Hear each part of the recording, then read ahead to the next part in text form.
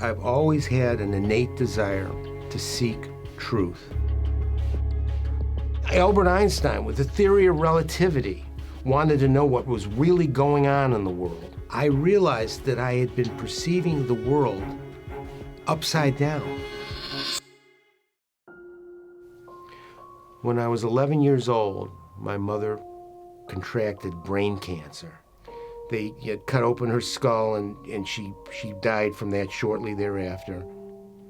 And I remember at the funeral, the rabbi was Rabbi Binstock, big, prominent rabbi, and in his eulogy he said, people generally are allotted their 70, but in Lolita's case, who was my mother, she was just so blessed because she could be in heaven being young forever. And I remember the minyan afterward, because that didn't sit well with me, going to the rabbi and saying, Rabbi, when my mother died, she had a shaved head and it was cut open. Will God take her back a year earlier when she was beautiful?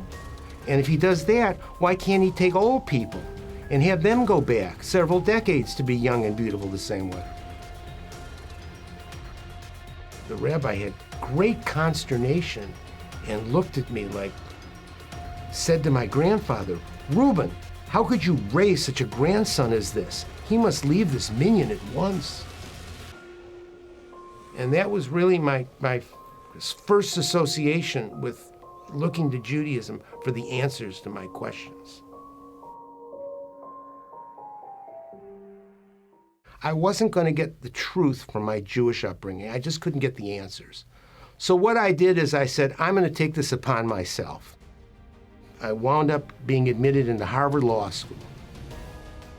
And I remember the first day I went there, going under the portals of the Harvard Yard with the emblem and the motto above and the wrought iron that said Veritas, and the meaning Latin for truth. And I thought this was going to be the real place where I was going to finally accomplish my quest for truth. The law was very relative and provincial. So when I went into practice, I took matters into my own hands. I would be omniscient. I was going to write documents that could foresee every contingency, and clients flocked to me. I was known as the lawyer that could solve problems other people couldn't solve. I was just so proud with what I was accomplishing, and I really didn't look at what was happening with the rest of my life, the things that, if you will, didn't count on my grades. My marriage was falling apart. I had a son who I wasn't going to have custody with.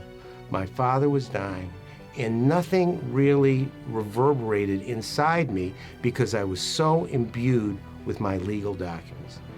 And then on top of everything else, once the economy changed in the late 80s, people were challenging the things that I had written, these sacred documents. So really my world was coming down in a way that once again, I'd had another endeavor where truth was not being achieved.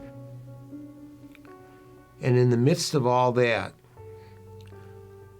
I became serious with a beautiful woman named Susan.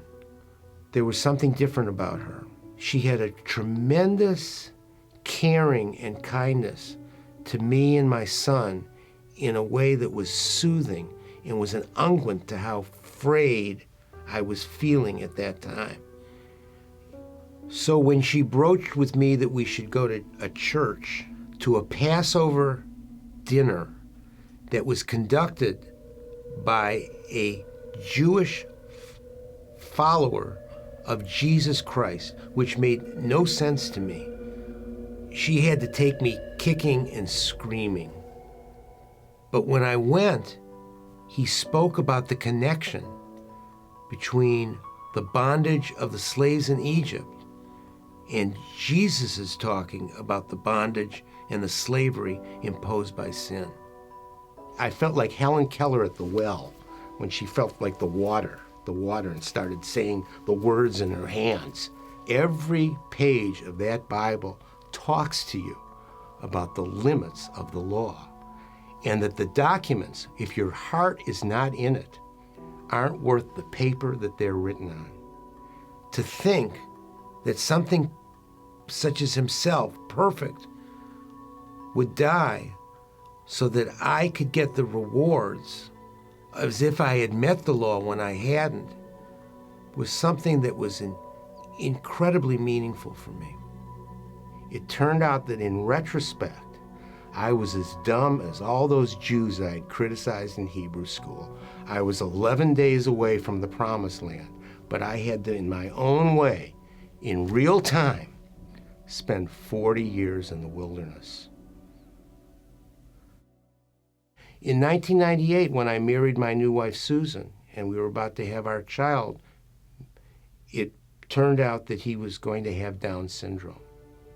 I'd had a tough enough life as it was, with my mother dying early and the things that I'd been up against, and they were working out right now.